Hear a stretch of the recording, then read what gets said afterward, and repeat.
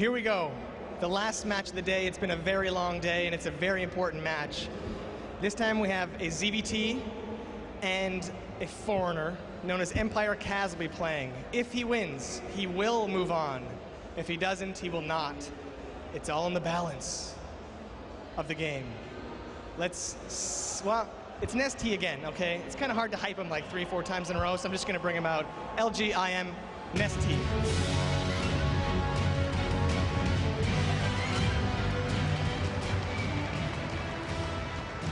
And his opponent, who has not yet played on stage for us today, needs an extremely huge round of applause because he is fighting for his life, EmpireKas.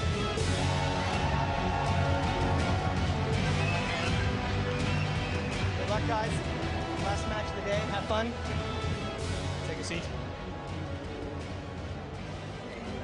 And I'll turn it over to Tastosis. And we're back. Yes. All right. My God. I mean, you know, he said that it was hard to hype NesTea 4 times a day. I don't think that's actually true, Jared. I think you're messing up. But all right, so NesTea against Kas. The winner 100% goes on.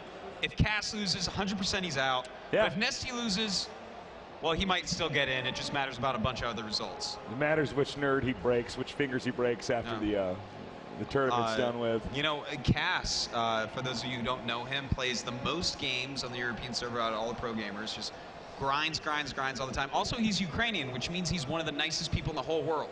What is the deal with that? White Rod, Demaga, Kas. Yeah, and there's more and more. Yeah, and they're the nicest people. And in fact, I'm beginning to think Sheth might be Ukrainian. Could be. Has to be in his blood somewhere, right? Very well could be.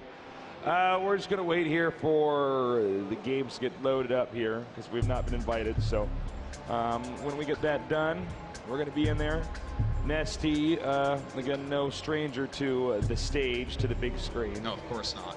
I mean, if you follow any competitive Starcraft, you probably have a good idea of who NesTea is. Yeah. And, you know, Kas, actually, if you play or follow a good amount of competitive Starcraft, and you're not, you know, just kind of a dilettante with this stuff, you should be acquainted with him. He's very solid.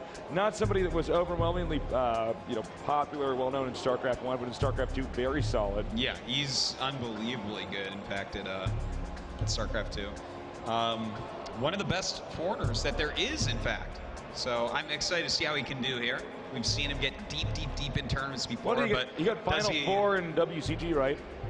Yeah, I believe he was top 4 in that. Moonglade, and then he made it the finals of a European tournament a little while ago where MC beat him. I can't remember which tournament that was, but I mean, he gets deep. He wins a ton of online stuff. He's one of the top ladders in the world. Yeah. He's as nice as you can imagine.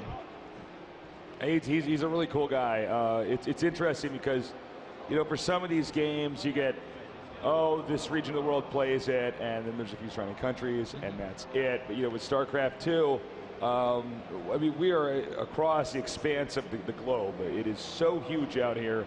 And, oh, we got to see Carmack hit his head on camera.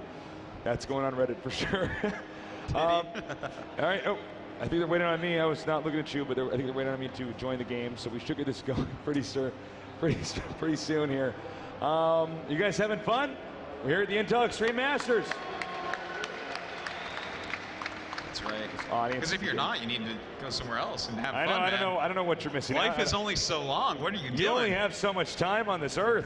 Yeah. And your time isn't even going to be well spent because you don't like StarCraft. I know. You're an incomplete human being. That's true. You're a subhuman. You're a subhuman if you don't like StarCraft. I said it. I like it.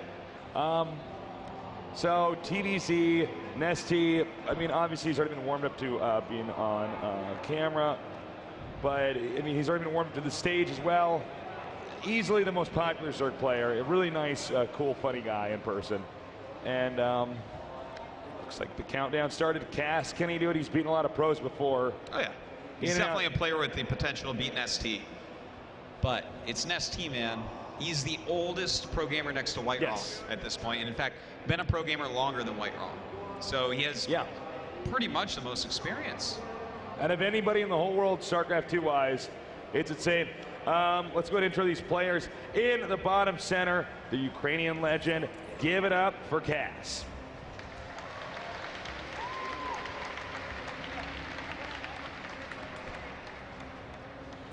And top center.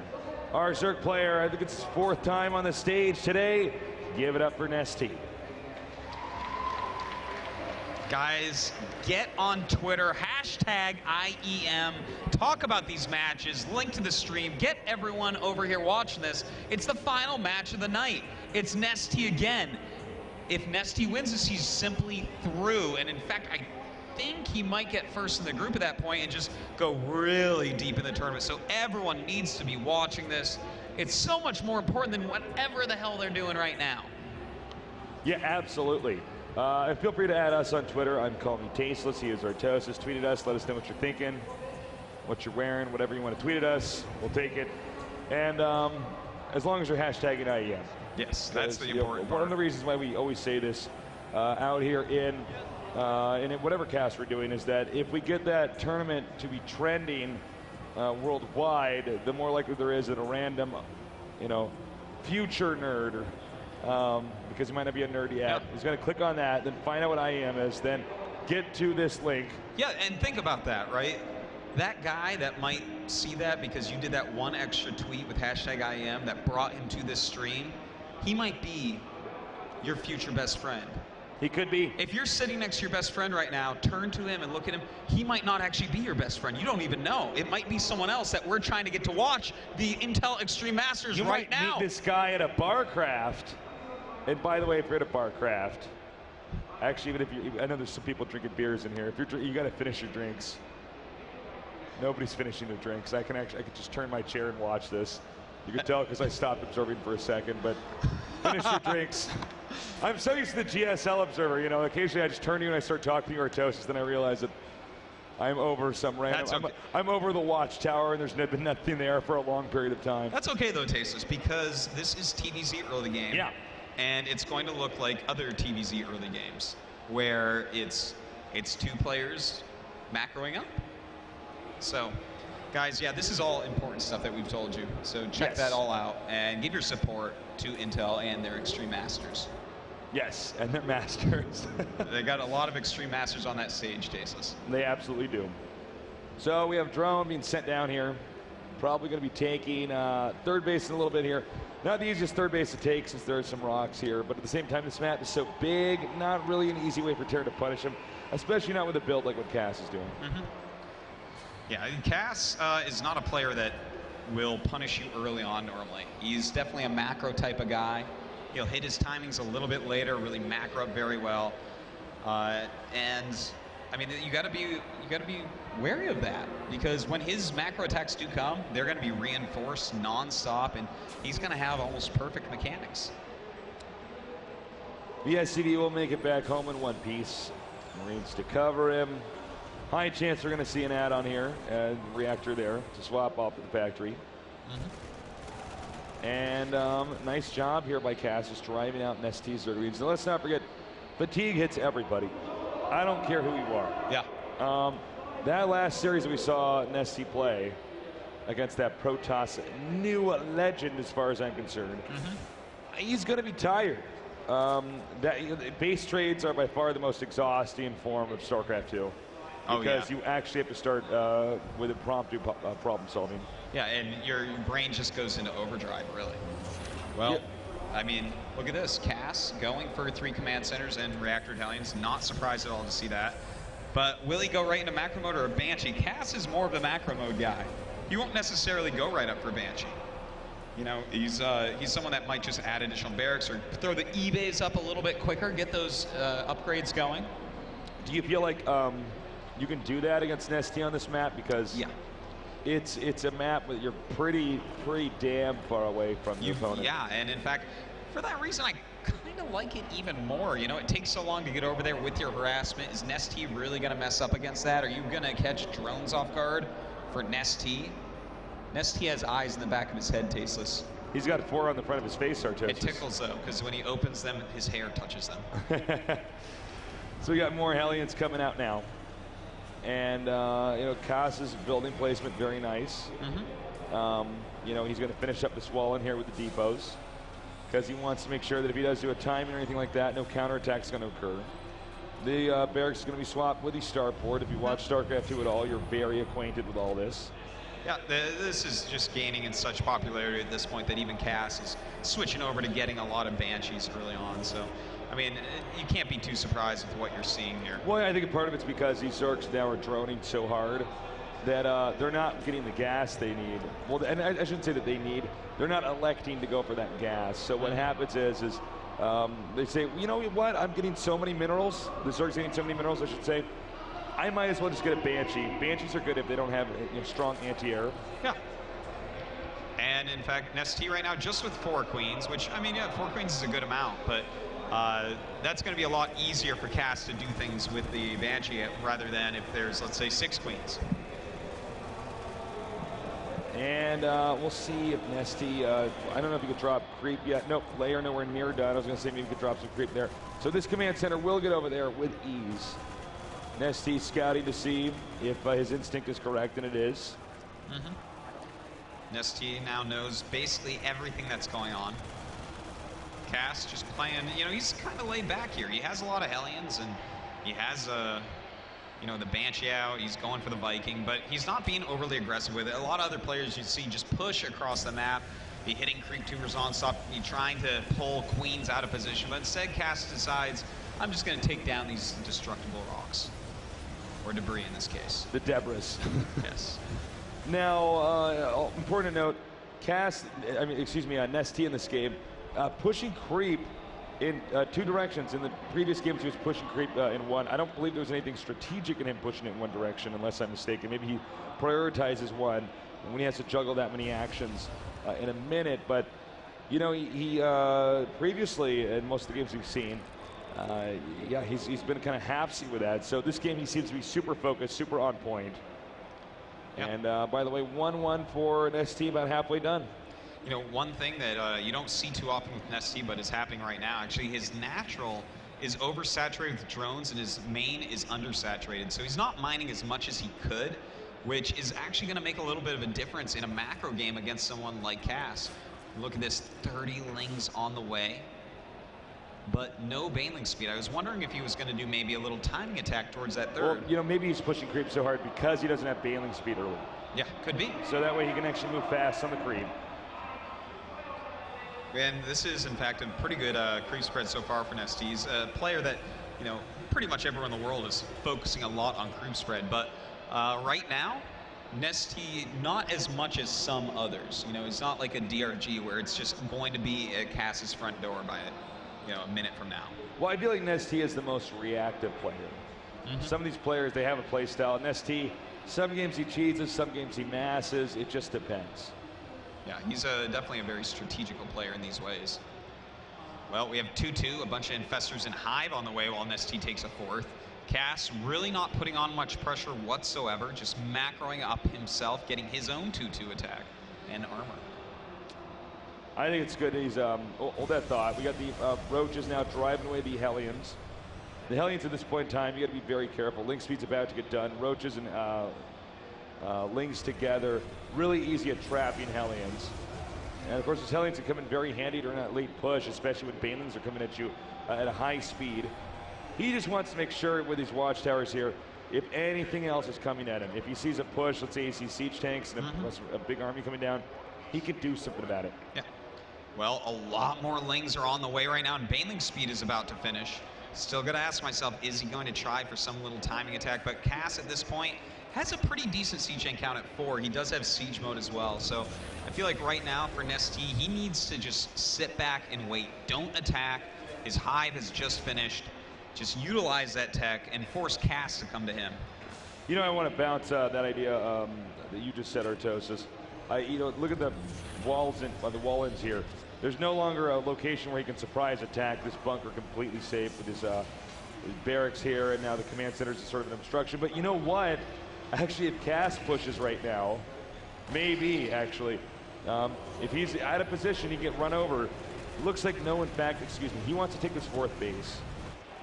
We have some Banelings, and you know, the rate at which Banelings are made, once you start them, you can basically make Banelings in real time. If you see that you're about to be attacked, you can make a bunch of Banelings. The Banelings pop out before the army gets there. So when you see somebody making a bunch of Banelings and not attacking, it's usually an indication that they are going to attack or try to do some damage pretty soon. Yes. Very well said. Got a drop over here. A nice drop going on here in the main base, but a lot of Lings of NesTea coming up. And in fact, they will force it away. Already a medevac going down as well. And in the meantime, Cass is pushing out across the map while taking a 4th base. But we have a lot of Ultras on the way and a ton of Infestors out right now. 7 of them with a lot of energy. All right, they're both maxed out here, moving forward, scanning. And let's see, now it's hard for Zerg to engage here because of this hallway-like scenario on this map, sieging up. I don't know if NesTea should be going into this, but we're going to see the sieging do the damage. And he gets some good fungals off, so actually kills off a lot of the Marines, but the siege tanks forcing everything back. Just the Infestors left over. NesTea has to be very careful. He does have a lot more supply with Ultras and Lings on the way, but he needs those units out before he engages again. All right, the Ultras now, they're out, but he needs, as you said, he needs a lot more Lings. 58 going to pop out. He should not be engaging yet. Well, it looks like he's decided to anyways. Using these Queens to actually do transfusions would be great. In fact, there goes down a lot of transfusions, and NesTea just breaking through with a small amount of Ultras, killing off every siege tank, and Cass in a lot of trouble, losing that whole army. Now here's the problem. He lost that many siege tanks, so now Banelings are going to have way more power. You can't get the siege tanks out at the same rate here. So he's actually just ignoring those tanks for now, continuing to move downward. If he can get to the 4th here, that would be huge. And now we have the Lings running into that 3rd base. Turning around, though. Really good defense there by Cass. One thing to point out is that Cass lost 5 Infestors in that battle as well. So the micro of Cass is going to do really well against NesTea. Yeah, NesTea losing those 5 Infestors, yes. Coming over here now, hitting that planetary and hitting it hard, it will go down. That's one of the problems. Is if you make a planetary, you better send a bunch of SCVs there right as it finishes, because the planetary is only as good as there are as many SCVs there to defend it. Yeah. Well, NesTea is going up to Greater Spire, getting his 3-3 in Burrow as well. He's walked across the map with quite a few Queens. He's continuing to rally a lot of units out of him. Ooh, that's going to be pretty scary. Now, there's only 3 tanks out because of that battle that we saw earlier, so I think he can just flatten Cass here and now if he handles his engagement properly. Baneling speed's done. He's got all the stuff he needs. Queen's here to transfuse the Ultralisks, which allows him to tank so much damage. It's insane. Well, and, here we go. Here we go. The Queen's actually going up to tank the first shots here. And the Ultra's actually getting stuck behind on the left a little bit, but on the other side going down. The Baneling's going towards the mineral line of the 3rd. And, oh, he gets quite a few, actually. And even though this will be cleaned up, NesTea still looking very strong, in a great position with 90 drones left over still. Well, I mean, if you look at NesTea's supply, he's going to be maxed out again in a minute here. We did have a drop, which I'm sorry I caught the tail end of. But it looks like it's not going to do any more damage here because of the spine crawlers there and the spores, as well as Infestors ready to defend. So I guess from here he just switches right into Broodlord tech. Yeah. And just tries to flatten out Cass that way. Well, look at Cass. He's still making a lot of siege tanks and now mixing in Marauders because he's faced against, Banelings and Ultras so many times, and those just aren't going to be useful at all against NesTea's tech switch. This is one of the most powerful ones in the game, is the tech switches between Broodlords and Ultras, and back and forth, depending upon what Terran has. Yeah, it's funny, because this was more like Terran versus Protoss in Starcraft 1. The switches from going to go to carriers to, mass ground, this and that. Now we have it in Starcraft 2, TVZ, where the Zerg can actually rotate between an air tech forcing Vikings, and then when there's too many Vikings, straight into Ultralisks, because obviously Vikings not strong against units like Ultralisks on the ground. Well, we have Seeker Missile and Ravens on the way for Cass. I guess he was watching that MVP series from earlier, Tasis, yeah, but right. I don't think it's going to work out for him this time, unfortunately. Well, it looks like we're almost at the point where all the Broodlords have popped out. Now, siege tanks in siege mode not useful against Broodlords. Those Broodlings pop out right in front of him. So he's got to unsiege. He may lose some. I wouldn't attack with 4. Well, I guess, but I would attack with 7 here, which is what he's going to do. So coming in here now. Well, is Cass going to unsiege? Is he frozen in fear? What does he do? We will see. Time. He wants that Secret Missile to finish. Ooh, nice fungal growth, but not really going to do that much, to be honest. Throwing down some auto turrets to take some hits here as Cass stims and runs in, but the Lings and Banelings coming in. Unfortunately for him, those Siege Tanks still siege, so targeting down lots of those Banes. Can he actually clear out these Broodlords, though? Well, I don't see a Viking here anymore now, and he's closing in pretty hard. By the unit count here, Siege Tank count now down to 1, or should I say 0. It was just now destroyed, and he is going to push right over here to the, I guess, the third base. Okay. Well, in the meantime, Cass has built those starports and dropped another base, so he's still trying to do it. He's just trying to draw NesTea back. If he can somehow kill off these Broodlords, he'll be in good shape. And in fact, Cass right now making 6 Vikings at a time, so as those pop out, he should be able to clean up the Broodlords in his base. Or maybe you're just with Marines and Marauders. That works too. You know, I have to say I'm surprised to see NesTea A attack here, and then B to attack at all after that engagement. You got the Siege Tanks. Just go, you know, Massling, Baneling again, and you're fine. Or go, you know, Ultra, whatever he wants to do. But the last thing you need to do when you're this far ahead is to try to end the game. You want to go back and get more ahead, and that's not what he's doing. Well, at this point, Cass is recovering pretty well. His macros really helped him out. To be able to produce so many flying units at once is a rarity in any Terran matchup, really. You know, no one really makes that much production, but Cass is definitely a player who does. Look at the supply at this point, 180 to 189. Now, NesTea does have a bigger bank, and they have the same amount of bases, so still a pretty decent spot for both players. We'll have to see if this next Broodlord push can perhaps end this game. Yeah, I guess when I look at NesTea's minerals, I think, well, I guess you can get away with a lot here. He had a bunch of gas too, but he just spent it on Broodlords. The other thing is that when you do the, when you're in a situation like this, if you have NesTea's specific bank account or a bank or whatever, you know what I'm trying to say. And when you have that many minerals, not a lot of gas, as you do an attack like this, you just spam out a ton of Zerglians and you just overrun them during that attack. So command center goes down. And here we go. Oh! That was Seeker Missile dealing a lot of damage to those Corruptors, yeah. But well, look at how many Vikings we actually have in here, doing a great job. And in fact, Cass fighting back right now. He knows his life is on the line here, and he's going to remove every single Corruptor. And once those Corruptors are gone, then these Broodlords will be soon to follow. All right, now he can run away with his ground army, and that's it. He can just take out all these Broods. Broodlords are too slow to run away. My God, NesTea way overextending himself here. Yeah. Good our Ukrainian player Cass. Win game 1. It's certainly possible. NesTea, by the way, remaxing out with a ton of Broodlords here. Trying to transfuse as much as he can, because obviously the last thing that's going to escape this situation is the Queens. He might as well make this cost efficient. Indeed, he should. Cass's supply is still pretty low. Both players have used up all of their bank. They're both very, very low right now. NesTea opting for mostly Zerglings and Corruptors. So it looks like we will see another Broodling attack with a ton of Lings flowing in, and here they come, Tasteless. Spilling in here, doing a ton of damage. NesTea truly a Zerg player, just overwhelming his opponent.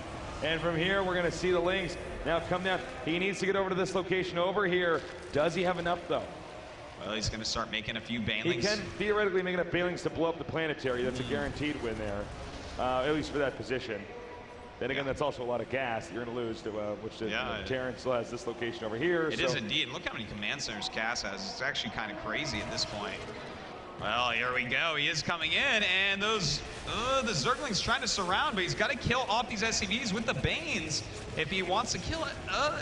And he does end up getting it. Nice job there, removing another expansion. But both their supplies are just so low right now, Tasis. It's becoming a scrappy game despite both players having like 5+ bases. I know, it's pretty fight.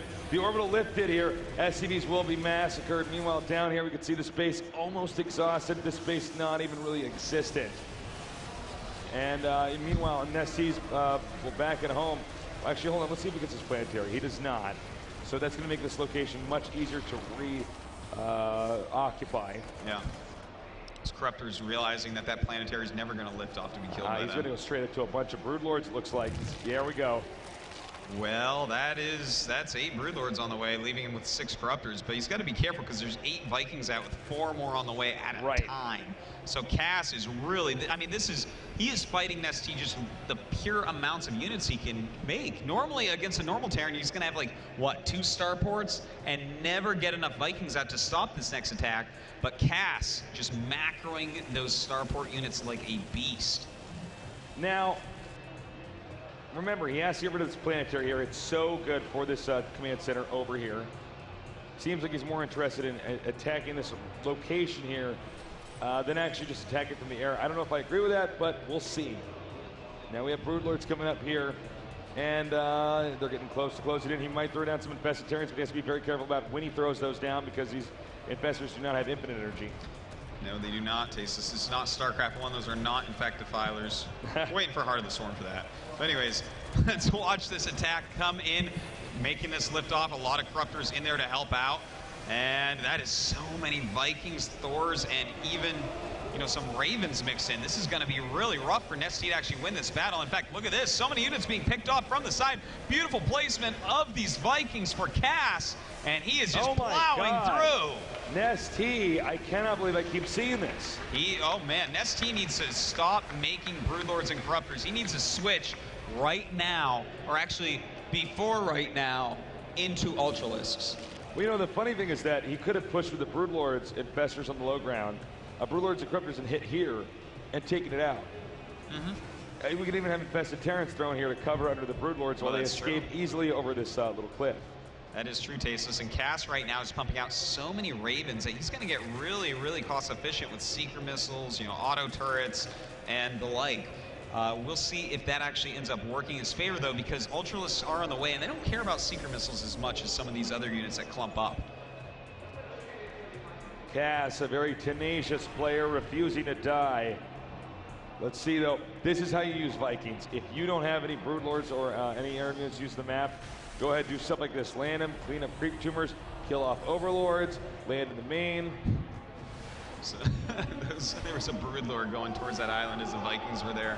Just kind of funny. I'm sorry. Poor guy. Yeah, it's the wrong place in the wrong time, Tasteless. So right now we have out 8 Ravens and 4 more are about to pop. So that is 12 Ravens with all their upgrades. That's pretty scary. NesTea in the meantime, he has a decent amount of Corruptors and Infestors, but how many Ultras do you have? Only 4 right now. Yeah, not too many. Enough Queens here to really transfuse the Corruptors and the Ultras. But will they all be Seeker missile to death? We will see, Tasteless. Here we go. The Banelings rolling in right now. A ton of Marauders in there. It'd be very cost efficient. Oh my God. Oh my God. That Seeker missile, Tasteless, just taking out so many Banelings. Unbelievable. Lots of bungles going down here. And, oh my God, all these Queens. Run. Walk. Walk. Walk as fast as you can. Look at this, transfusing each other. Yeah, I don't know if that was even needed. That is a bloody, messy pile right there. No kidding. Parts. Well, it looks like this base is now mined out, and this base is almost mined out. So here's what's kind of funny. Even though NesTea has failed in so many of these attacks, look at these bases he has that are pretty mineral rich. Yeah. And where's Terran going to expand? Well, I guess that question has been answered here. But, you know, over here, too, NesTea's occupying this location. Cass, it's his turn. He needs to be aggressive. He's going to see that right now and probably move out as he sees that base. He has to do something. I have to say, this has been a crazy comeback by Cass. NesTea really had this, like, a few times, it seemed. But Cass just fighting back nonstop with his crazy production. And now he's finally making a bunch of medevacs, which is something he's neglected for most of the game. This is the tactical Broodlord. That's right. We never see used. He's going to siege up this base, Tasteless. Yep. You better lift off that command center. Now there's a drop on the way to save the day. That's so right. This base will be reclaimed. Meanwhile, oh my God, so many spine crawlers. Yeah. Oh man. This unit composition that we're seeing from Cass, I just want to read off some of the units that he has. 7 medevacs, a Thor, 7 Vikings, a siege tank, 17 Marauders, 53 Marines, and 13 Ravens. That is so unbelievably cost efficient, those Ravens, man. 13 of them just casting seeker missiles, auto turrets, point defense drones. Oh God. Yeah, imagine a mass auto turret from to a Zerg there. I mean, that's actually like showing them exactly what it feels like to have infested turrets in your base. Yeah. Nice fungal. Yeah, good fungal there. Just cleaning up this drop pretty easily. A Nidus Worm actually on the way. I'm excited to see what he does with that. My God, mass auto turret here in the main. Oh my God, it's the beta all over again, Tasteless. Mass auto turrets against Zerg. Looks like he may be able to kill off even the Hive with this. That is could madness. be disastrous. Meanwhile, another drop over here. Everything's so spined up, though. I don't know if there's going to be anything that's going to be able to hold it. Now, also note, well, I was going to say a lot of those Ravens probably don't have energy, but I guess they do. Oh, yeah. Well, the Ultralists luckily able to take out those auto turrets and save the Hive. It's so annoying to have to rebuild your Hive, I have to say. Ling spilling down now. Hatchery under attack, and it looks like Cass is going to push over here to the mass spine crawler base. I don't know if NesTea is going to be able to hold this Artosis. No, it looks like that base for sure is going to go down. NesTea has to decide what to do, though. It looks like he's going to go with a counterattack. Now note, these bases are all mined up, so this is not very efficient for NesTea to actually hit these locations. We also have another counterattack with these Ravens and Vikings. What's he going to do? Throw down auto turrets. A great choice to help take this out. Looks like that hatchery very likely to go down. But at the same time, Cass, he doesn't have a lot of mining left, does he? Yeah, he's running on empty. So this expansion will most definitely go down. Meanwhile, Zerg going into the... Dude, what is with NesTea and electing for base trades in every game we cast from today? I don't know. He likes to trade bases a lot, I guess. He gets bored of his base and wants to take out yours. Apparently so. Grass is always greener in the other Terran's base. So I guess he's going to just spill in here. He's going to do a ton of damage. And he can't get to the production facility, so it looks like Terran's going to have to turn around and try to push him back. But remember, NesTea still has a mining base over here. Oh. He didn't wipe out this attack over here. Oh, indeed, Artosis. And wiping out that attack. NesTea, though, he still has some money. He has some money. And, you know, one of the rules of Starcraft, some money is better than no money, Artosis. So that's one of the main rules of Starcraft. Starcraft, Ten Commandments. So, I mean, if NesTea can hold, if he can, you know, hunker down and, you know, MacGyver's way out of this, I don't see Cass necessarily winning. But then, you know, can he hold the island? I think that's maybe what it comes down to. Oh, I forgot about the island. Excuse me. Well, if he can hold the island, that's really good. But there's a Nidus out there, so is he gonna? I think he might Nidus the island. Yeah, he is. He's Nidusing the island, Tasteless. Is he gonna notice? Is he gonna notice? I don't think so. Cass is actually going in the complete opposite direction with his very scary Raven-based army of 15 Ravens. Oh my God. All right, and it opens up. So the Lings and Ultras come in here. They take out this base, but so do the Terrans take out this one as well. Drones hiding underground. Luckily for them, oh no, they're not so lucky. Oh no. Well, what does there are children watching? Cover their eyes. These are innocent drones. That's right. Ravens also see invisible stuff. That's right, Artosis. Now we have, I don't even know where this game's gonna go from here. We got one guy mining money, but he's got a smaller army, and you know, not a lot of defense. Another guy with a big army, but no income. Now attacking over here. So many auto turrets. This is gonna be an auto turret record here in StarCraft 2. I tell you what, that is a lot of auto turrets, and those don't cost any money, just the energy. A nice fungal going down, but doesn't matter. We're gonna probably see some seeker missiles going after these guys. They should actually probably run forward into the Ravens if that's the case, but I think Cass has done it. I think he may have. NesTea, he is fallen apart at this point. I don't know that Cass's army can be killed anymore. Yeah, I think it's at that point of invulnerability, and he's done almost the impossible, which is actually to just kind of barrel in there. With no money, you know, or hardly any money coming at all, he's mined up the scraps at his base, and take out NesTea, who was trying to do everything in his power to just defend and outlast his opponent. Well, that is what Cass does best, defend and outlast. He was in such a bad spot so many times, but he is holding on beautifully. At this point, we have nobody mining, Tasteless. Nobody is mining here in this game. Everybody's broke. Let's take a look at the income tab, actually. Look at that. That wasn't lying, that guys. stagnant thing A little right bit there. of gas coming in. That doesn't count. So, from here, I do think Cass wins this again, no matter what. Look at the supply, look at the army count here. Zerg has 40 Zerglings, a Corruptor, and 2 Infestors compared to Terran. And all I need to do is say 17 Ravens. I think the Ravens win this alone. Yeah. I don't think that there's any way to, as you would say, Tastes, MacGyver your way out of this against 17 Ravens. And, you know, one of the funny things is that I feel like this is a really excellent way to end TVZ. Endgame, get Ravens. Well, yeah, if you can get up to this number with these spells, then it's pretty brutal, man.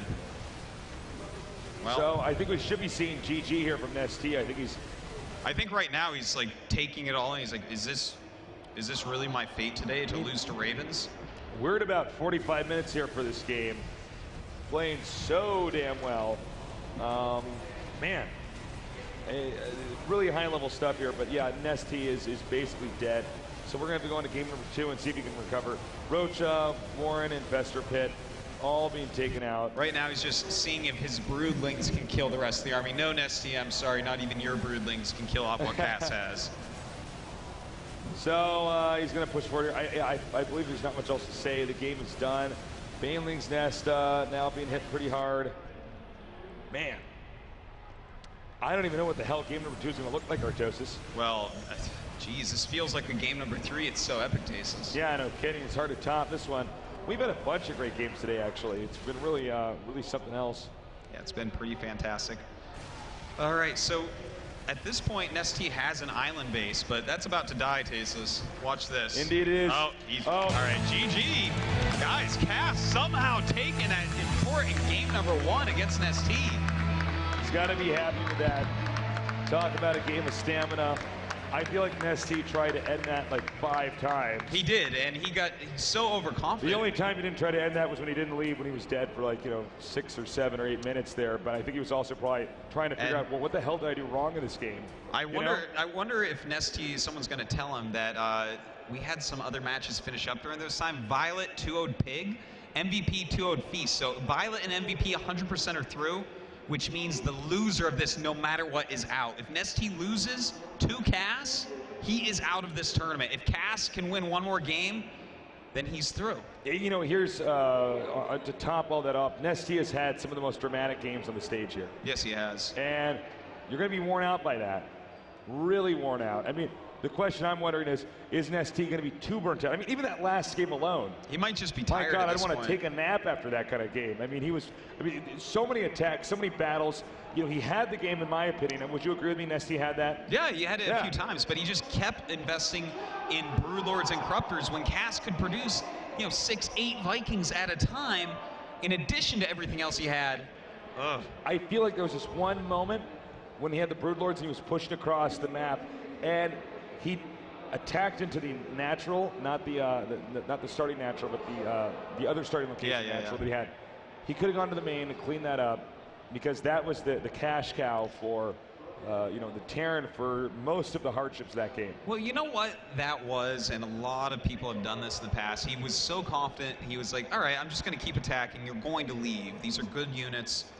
I have too many. I have too much economy. There's no way for me to lose this. And turns out that there is. So Cass holding on so strongly. I think NesTea is not going to underestimate him this time. I think he's going to be more precise with his tech switches, with his attacks, that type of thing. You know, it seems like NesTea does cheese a lot more in the GSL than some of the other top lane Zergs. Is there a possibility, do you think, of him doing one of those timings in here? Well, you know what? The next map is Atlantis Spaceship. That is a huge map. I don't know. I don't think we're going to see any timings. In fact, look at NesTea here. He's so unhappy. He's pissed about that game. I don't blame him. And he does not take losses very well. It's probably raining outside right now.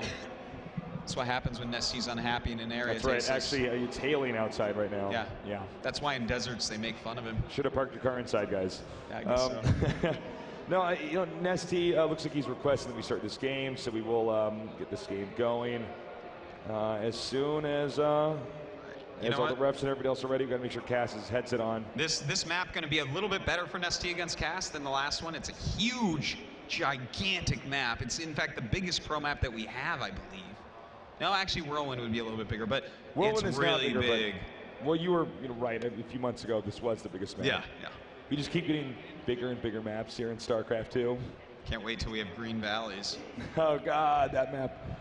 That's an old school joke. Most of you guys won't know what we're talking about, but that's okay. We're gonna go into this next game here. It's loading up now, and it looks like it's up on my screen. So we're gonna put that up on your screen and announce these players. So, in the top center starting location, we got our player from Ukraine beating the legend NesTea. Give it up for Cass.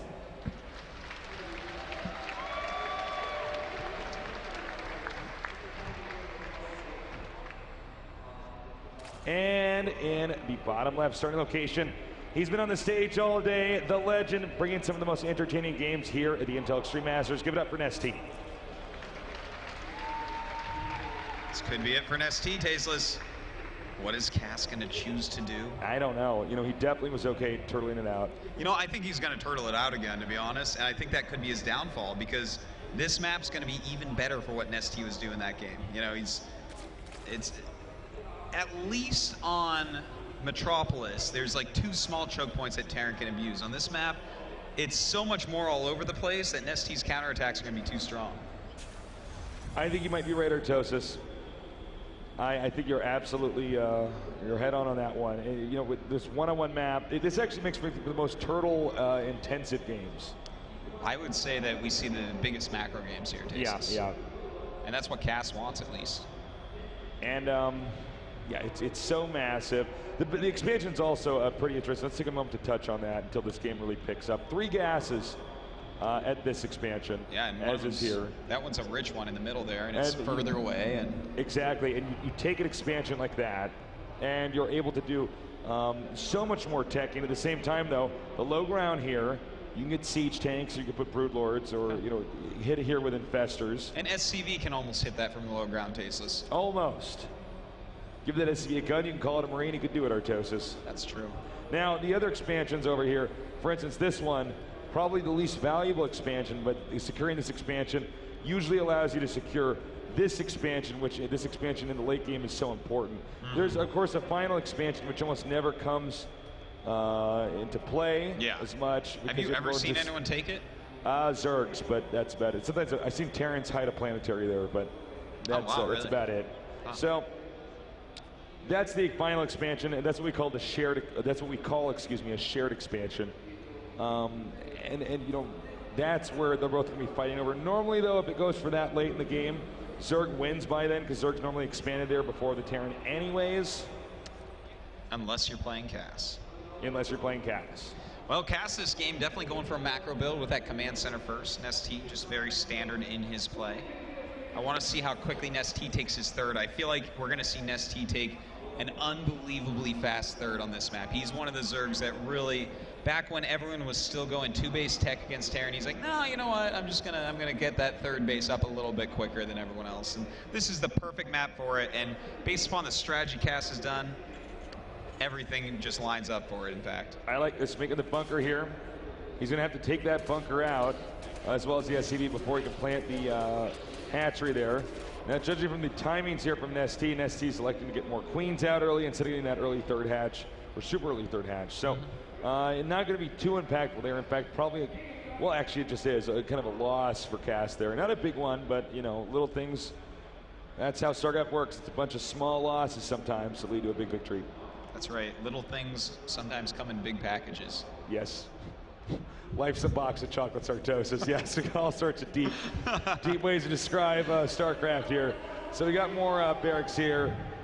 Third command center coming up, very popular amongst Terrans nowadays, because of course you can lift that thing up. You can move that later on. In fact, I wouldn't be surprised if that command center later on goes to here or here. And we do have the dreaded 5-minute 45-second 3-Marine attack going after this Overlord. NesTea in some trouble, gonna lose that Overlord for sure. Taking that Overlord out. Now remember, the Queens are slow off creep, so he can go over here and do some damage, hoping to try to bait out some additional attacking units. But note, he's not really fighting. NesTea not making lings, continuing to just mass up, make drones, confident that he can drive off these 3 Marines with the 2 Queens, which he does.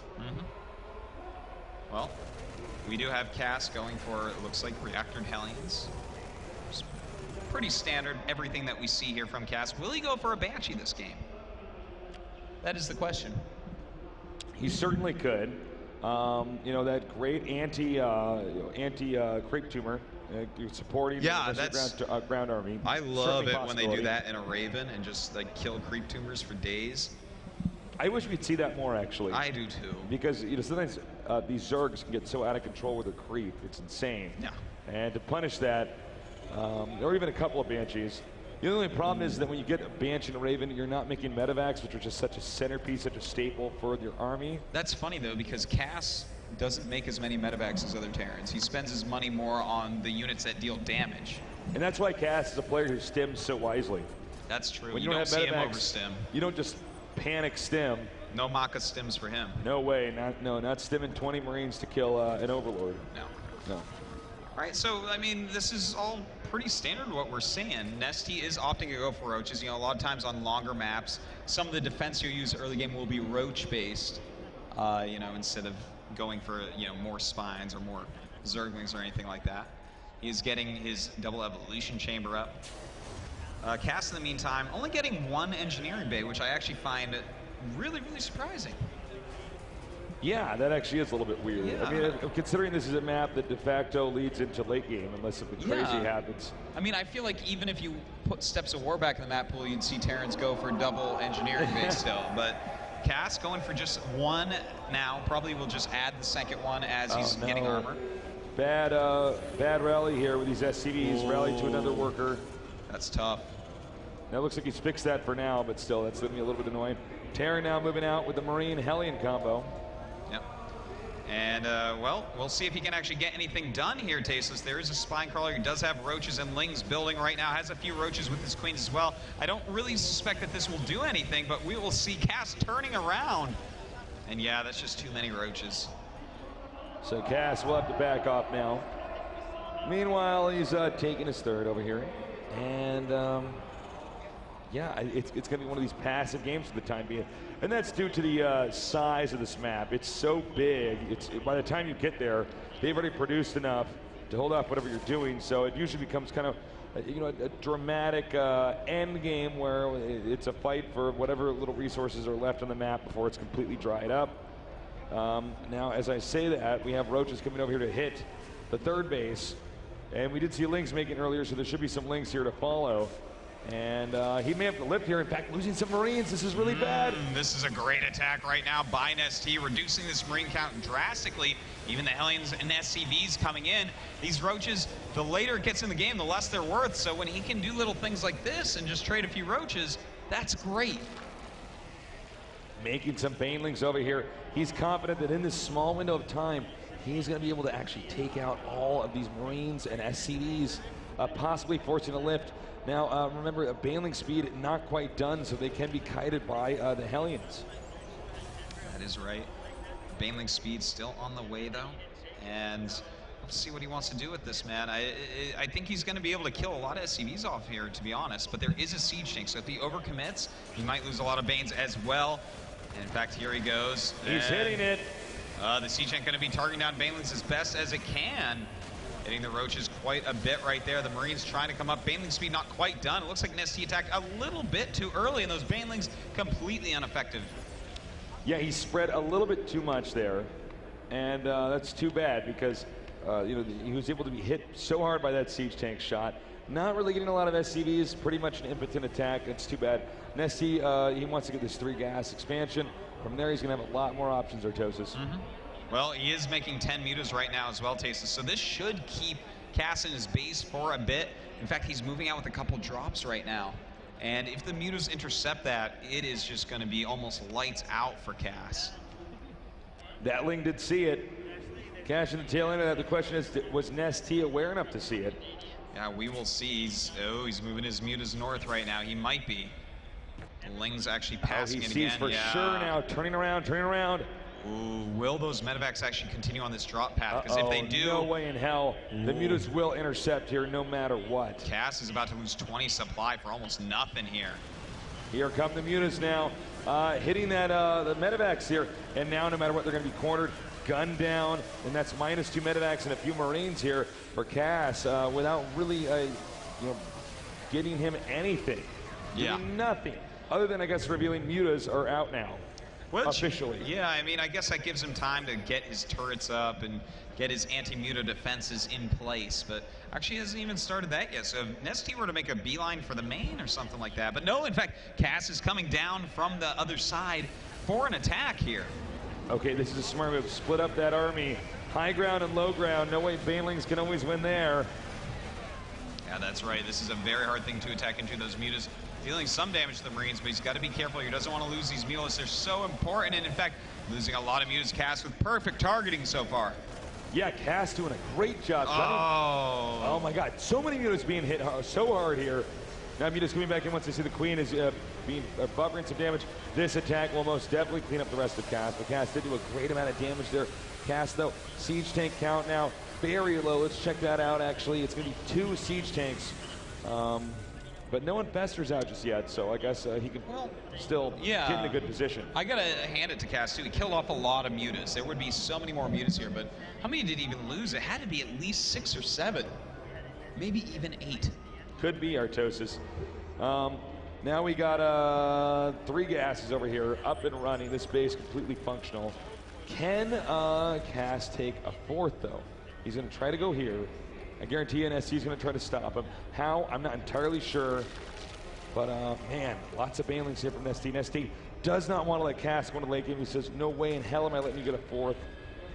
That's why he's going to occupy this location. Anything to buy time. He's going to have to send at least 1 Marine to stim over here.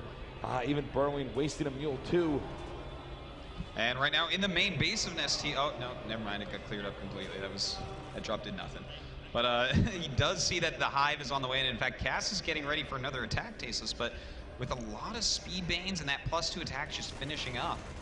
I'm not sure if Cass is going to be able to do this with just 3 siege tanks.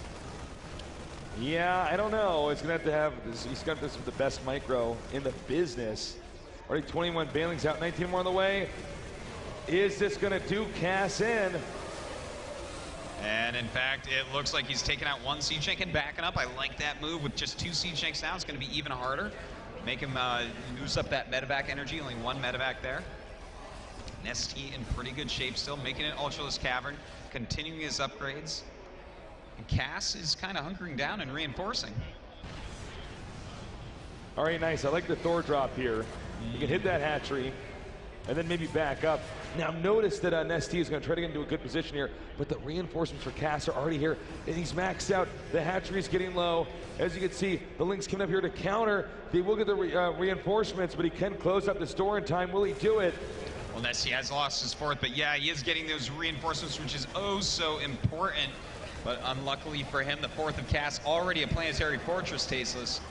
It looks like he will be able to hold on to that. So NesTea now in trouble. He's actually down a base. Oh my God, NesTea had this game just like the last game, but it looks like he might be throwing it away. Artosis, this hurts my... your NesTea pride. It's my NesTea pride, man. Well, I tell you what, man, Cass is playing a great game here. He's continuing to push down the center. NesTea's playing the game of his life right now. Well, let's see here. Can NesTea actually hold on? Cass doing a very good job on this push. A lot of siege tanks still mixed in, but we do have chitinous plating, +3 melee attack, and 6 ultras on the way. So as NesTea gets to that really sick army, he may be able to do a counterattack and crush through and at least kill that 4th. That's something that's very important to happen this game. Absolutely. Now this base is almost mined out. Over here, same story. Main pretty much long gone. So right now the story is can NesTea get a base up, or will Cass stop him and end this? Well, in the main base right now of NesTea, Cass trying to push forward again, and with just 4 Marines, able to push away those mutas and allow his siege tanks to actually do some damage. You know what, this is actually a lot of drones just got killed here due to the splash damage. He is just toasting those drones right now. Really good drop by Cass, and in fact, in the meantime, he's backing up a little bit with the rest of his army. All right, so Banelings, and Roaches, Ultralisks, this kind of big death ball moving around the map, but really Kas is the one playing the position game here. And perhaps I spoke too soon now, being hit so hard, losing all those siege tanks. No medevacs here to take them out. Well, right now he does have 5 more siege tanks at home, so he's going to have to go home in a defensive spot. And if he does, the Ultra's going to have a terrible time with those Banelings getting through. We will see NesTea is now moving up towards the 3rd base of Kas, which is very undefended. Now, if he gets to 3rd base, I mean, good for him. He's in a better shape than he was before, but at the same time, you know, this base is really where the whole story is. There's so many gas geysers there. He's making so many Thors. By the way, this base not really up and running. 1 drone, a queen out. He needs to get a little bit more. All right, well, Kas right now is coming down towards that 3rd, so NesTea will retreat for now. A small victory for NesTea, but Kas has a gigantic bank, and they're both at the same supply. Yeah, that is absolutely true. Lifting this expansion over here now. He's going to send the Ultras and the Banelings back down. The drop over here, they're pretty far away. Can he take this expansion out? Note he's ignoring the queen. That's exactly what you want to do. Getting lower. Is he going to get it in time? Oh, nice transfusion at the last second. It's craziness. NesTea. He actually, that transfusion saved it. Yeah, it would have been gone otherwise. Wow. Oh my God. Taking a note here from some of our previous Zergs. Burrowed right there, can't land that. And of course, he can't use the scan here from this command center because he can't land it right now. So that's going to be a frustrating moment. Now, I don't know. This might be overkill here, Atosis. Do you think so? For this base? He has to kill it. He knows there's no mutas. He hasn't seen an infestor, so he thinks one of these units is going to kill it. And in fact, he's going to double drop the main base at the same time. NesTea is in a lot of trouble. There's not many units in the main. This base dies for sure. Yeah. But, you know, he could get a lot of the tech structures in here, like the infestation pit especially. Well, he's going after the hive right now, Tasis. In fact, moving his army across the map at the same time. In fact, NesTea going to lose a lot of his units up as he attacks towards the top. Taking that out with ease. I feel actually like Kas took the bare minimum that he could get away with and just defended. And as you can see, there's nothing that NesTea could do about it. NesTea's been waiting for this moment to attack, now losing the hive. That is rough. He can't lose any of his other tech, or it's going to be very hard to rebuild. It's no wonder that the Kas got top 4 in WCG when you see this, because I hadn't seen much of him before that, but my God, as I'm watching this guy play now, talk about a scrappy player. It's got to be a frustrating moment for NesTea. Yeah, NesTea's in a tough spot. In fact, right now, Kas is just making planetaries and Thors. So, I mean, that's pretty good against Baneling Ultra, right? You just sit back and you defend. Kas is just relying on the fact that he is mining much more than NesTea. But NesTea is retaking bases. So, I mean, this game is still not over. This is, anyone could take it. No, it's just like game number 1. Normally, you know, we call the game and then it ends the next minute, but not these guys. These guys make for some epic matches. All right, unloading over here now. This is the only real mineral-rich and gas-rich expansion. There's another one that NesTea has, but at the same time, that's this kind of crappy base over here, only 5 mineral patches, and only 1 gas, which is the really bad part about it. Yeah, and the drop going down again at NesTea's 4th base, killing off a lot of the drones. In fact, going after the hatchery now. All right, is he going to get it? Oh, no, it looks like he is. And he gets it. Loses all his units, but killing that base, absolutely worth it, Tasis. Oh, wow. I feel like I'm in the movie Transformers right now. That's a lot of Thors. Oh, man, that is. And he could do a pretty nice push with this. Let me see if we could check the unit counter here. Let's see. So 12 Thors. You know, 12 Thors against 8 Ultralisks. If the Thors are clumped, the Ultras can do a decent job, but there's also Marauders in there. And he has the medevacs, which he can micro the Thors back with. Oh, that's true, too. Like the Reavers or something. Yeah. All right, let's see what happens. Well, here we go. Way too much damage output. Damn. The Ultras have to turn around immediately, and he lost way too much there. NesTea's supply is just plummeting. More and more Thors on the way. And Kas might end up beating NesTea with the slowest Terran unit on the biggest map. I cannot believe this. He is moving down now. The hatchery's exposed. we see a counter here with Ultras, but there's more Thors here and Planetaries. The SCVs can repair. My God, I think, guys, I think NesTea just got knocked out. I think so. I think Cass might be moving up here, Tasteless. What does NesTea truly have left? He's going Broodlords. This is his last chance. He does have some fungals. We'll see if he can actually hold everything. Oh, he lost Infestor as soon as he fungled. Broodlords out here. Normally Thors don't beat Broodlords, but when you have this many, apparently they do. Yeah. This many with +3 attack. Oh my God, just taking us out. NesTea, he's come a far way, That's and it. GG! Wow. Cass defeating NesTea, and you can see how happy he is. Guys, give it up for Cass. Making the European scene proud out here. Cass kicking some serious ass. I'm blown away. You know, it's funny. You know, that was the last set for us, Artosis. That was the best. Best set of the day. Best of 3. That was actually better than NesTea versus. Why is his name escaping me now? NesTea versus Feast. Yes, Feast. Thank you. Thank you. This is jet lag talking. NesTea has played everybody today, so it's hard to say. Yeah, I know he's played a bunch of games. Yeah, you know, well, a disappointing moment here for NesTea. Some good sportsmanship there for both players. And let's face it, guys, they were great games. They were absolutely phenomenal games. That is right. Well, damn, what a great day. Absolutely. At the Intel Extreme Masters. It's been a wonderful day here. You know, so many upsets here with NesTea losing, but what are you going to say? I guess we're going to find out what Cass has to say, because we're going to throw it over to Jared Kale. Take it away, my brother. He'll be doing that soon. EmpireKas, give it up.